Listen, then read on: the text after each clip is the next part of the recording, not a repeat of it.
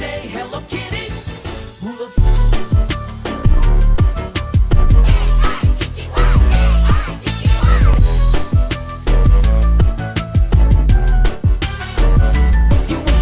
wanna laugh and play and learn new things every day. There's a kitty you should know, and it's time to say hello. If you wanna laugh and play and learn new things every day, there's a kitty you should know, and it's time to say hello. Say it clear now, let's all cheer. Say Hello Kitty. 7-item stone, it is time for me to explain why the McDonald's and Yu-Gi-Oh! Hello Kitty collaboration happened at all in the first place, and why it kind of makes sense. Kind of. Now, this whole collaboration started early off in 2024. This was released all around the world. Now it's finally made its way to the US of A, and there's some noticeable differences between the figures inside, right? The special promotional plushies, I guess you could say. Now for me, it was great to see as I waited in line, people getting their other Happy Meals. The car in front of me had 2 Happy Meals handed off to them, and there was kids in the back, so you know it's going to the kids and not somebody like me. Now, as far as collectability, I see the younger generation, even if they've never even seen Yu-Gi-Oh!, they're like, what is that? And they're in the line. I like the younger generation being exposed to Yu-Gi-Oh! It reminds me of me and all the other Yu-Gi boomers of when we were kids and they did all the Pokemon and Yu-Gi-Oh! Collaborations with McDonald's and Burger Kings back in the day. Very good times. And it really builds a buzz within the franchises, whatever the deals are going on. People right away were psyched about this. I was shocked too, but then as I did 2 seconds of research, a little bit more than that, it made sense to me. And I want it to make sense to you. So here we are, let's go. Starting off, I must point out that the USA version of this promotion came out as a noticeable downgrade. The EU and the other places holding this promotion had the toys enclosed in a nice, very cool displayable little box, while the US versions were just sealed in disposable plastic. You know, there was a number on it. Can't really save that. You can, but probably shouldn't be holding on to plastic like that. This is a bit disappointing and a concern. The displayable box is key. It kind of makes this deal a little bit more worth it. And a big reason why the collectors were going after these figures so much. And even though these are clearly for the younger generation, kids getting Happy Meals and not 30-year-old bozos, there's always kids in the younger generation that values collectible and displayable items like that, keeping things sealed. So you can't just roll it all out as, they're just kids in America, just give them plastic bags. Who cares? Come on. Is that what Pokemon did back in the day when they made straight up gold inside of a Pokeball? Come on. They were giving kids gold. They gave them gold. That's crazy. Still got mine. Don't know where it is, but I've got mine. Mewtwo. But yeah, there's kids that appreciate the packaging like that. I know I did as a kid trying to maintain empty Yu-Gi-Oh! Display boxes throughout the years. Had that Joey and Pegasus thing with the handle. Sick. Also, a huge problem, probably the biggest problem with this, is the missing Red Eyes Black Dragon variant. Worse enough, there was no explanation behind why he's completely missing. Why is he not here? My theory is that somebody who was doing the commercial, whatever the most expensive part of the promotion was for the USA version, like I would assume it being the video shoots or whatever, maybe it was digital, they probably just literally forgot to bring the Red Eyes Black Dragon version that day. They just legit forgot, and then they realized way too late in the game. So now we're missing Red Eyes. So that's not good, because what's gonna happen? Aside from the secondary market, I mean, you're missing Red Eye. I mean, you're missing an entire figure. Could you imagine if they were just missing one of the Inspector Gadget legs back in the day? No. His hat, it would be wrong. This is wrong. Could have been perfect. If it was just the plastic bags, that would be okay. Just have Red Eyes, come on. How are you gonna leave out Joey Wheeler? The man from Brooklyn, Japan. I mean, he represents the world. That's a problem. Resellers will be hiking up that price for the Red Eyes. I mean, that's not fair. Joey is a big part of Yu-Gi-Oh! If you're gonna promote duel monsters, it's nothing without Red Eyes. One of the strong pillars of duel monsters. Joey is a legendary duelist, and Red Eyes is a legendary monster. Come on. And leaving him out of all this just encourages that secondary market behavior. You know, nothing against the secondary market really, because it's the first market that really does these things to the secondary. So, you know, whatever, it dictates. Now, getting to the reasons why this happened in the first place, right? Making sense of the collaboration, my interpretation of all this starts with the McDonald's campaign. The McDonald's campaign is pretty much McDonald's paying homage to animes that have tried to include McDonald's in their animes, but didn't have the rights to McDonald's, so they called it McDonald's or whatever they could call it. I guess whoever's running McDonald's right now loves anime. They got this whole McDonald's campaign going to where they joined up and partnered with Studio Pierrot, the same studio to make Bleach, Naruto, and Black Clover, to make commissioned animated shorts of a completely original McDonald's anime. So McDonald's actually has their own official anime, and it's animated by a popular anime studio. It's insane. I watched a few episodes and it's crazy. It's literally Dragon Ball Z, but McDonald's. It's all about isekai. I'm not in the isekai. Apparently it's been popular for the last 10, 15 years. McDonald's is down with isekai. Here we are. Go figure. So leading into Hello Kitty, right? Why Hello Kitty and Yu-Gi-Oh?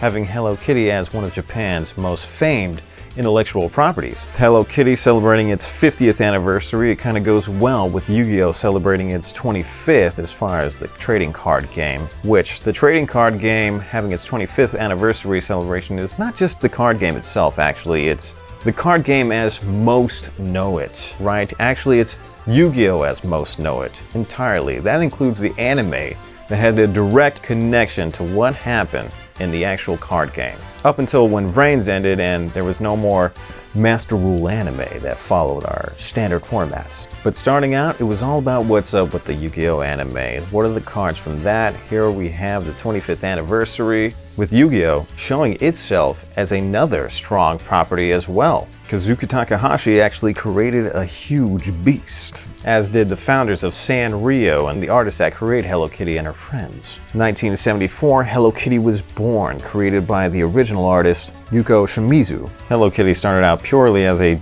cute design, simple as that. It was just one of the many Sanrio designs that sold like hotcakes until it eventually became so big that its humble beginnings as being sold as a little coin purse turned into a franchise with its own little anime, appealing to several generations of female audiences and also enjoyers of kawaii. Going into the late 70s and early 80s, a designer who won her position by contest took over the lead design role for Hello Kitty and led Hello Kitty throughout the 80s and into the future generations in other directions never thought possible, appealing to the children who grew up on Hello Kitty, who are now approaching their late teens and early 20s. Going into the 90s and early 2000s, you would see people like Paris Hilton showing off her Hello Kitty collection, Avril Lavigne coming back and forth in the early 2010s. And personally for me growing up, Hello Kitty was everywhere. It was an icon, a symbol of femininity. Also being a way to identify others of being enjoyers of Japanese properties. These two properties themselves are counterculture while maintaining appeal and an audience for the younger generation as well. Yu-Gi-Oh had to go through the same struggles like Hello Kitty did. The first intro was a boom, a hit. And as time went on, they had to figure out and adapt ways to appeal to the same people that they were introducing this stuff to in the first place as they got older. I know about Yu-Gi-Oh! And what is Yu-Gi-Oh! About? Friendship. And I did do a brief history on Hello Kitty lore, admittedly, regrettably, whatever, I'm here now. So what I can tell you is that these two, it's all about friendship, right? That's what it's about. This company consistently emphasizing about friendship and be happy. It's all about friendship, and these two radiate friendship. The Netflix series Toys That We Remember, they interviewed the founder of Sanrio, a man very proud to own and distribute Hello Kitty to the world. But he shared the Hello Kitty philosophy during the episode, and it was the 3 meanings of Hello Kitty that stand out. Let me read this. There's the 3 meanings of Hello Kitty. You should be loved, and you should be nice to others to be loved. Beautiful. Hello Kitty's ribbon represents human connections. We should get along with one another. Friendship.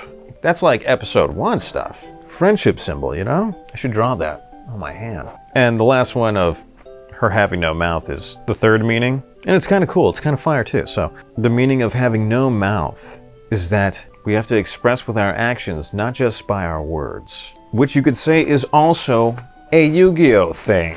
Okay? You have to show and not just tell. I won these star chips for you. I know.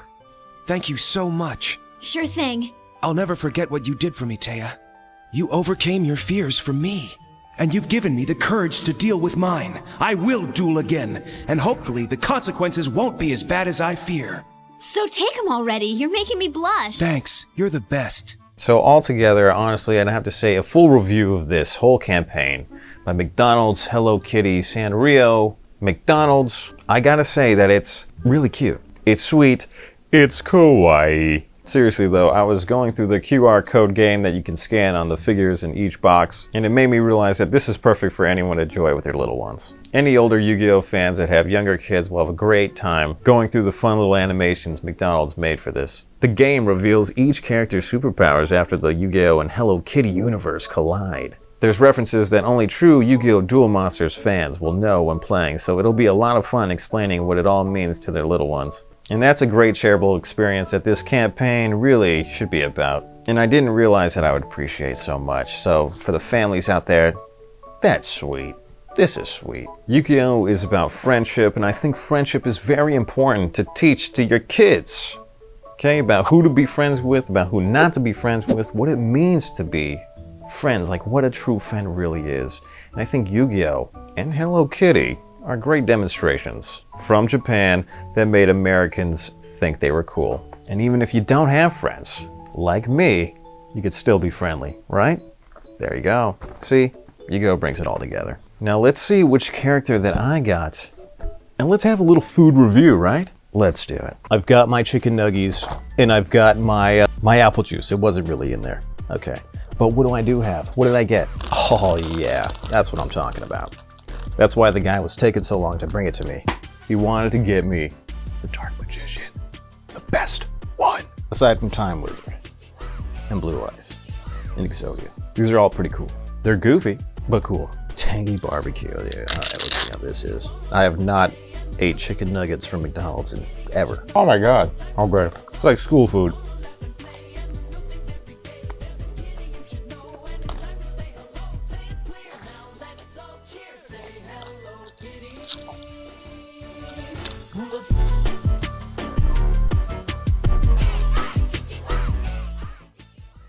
It's the hard knock life.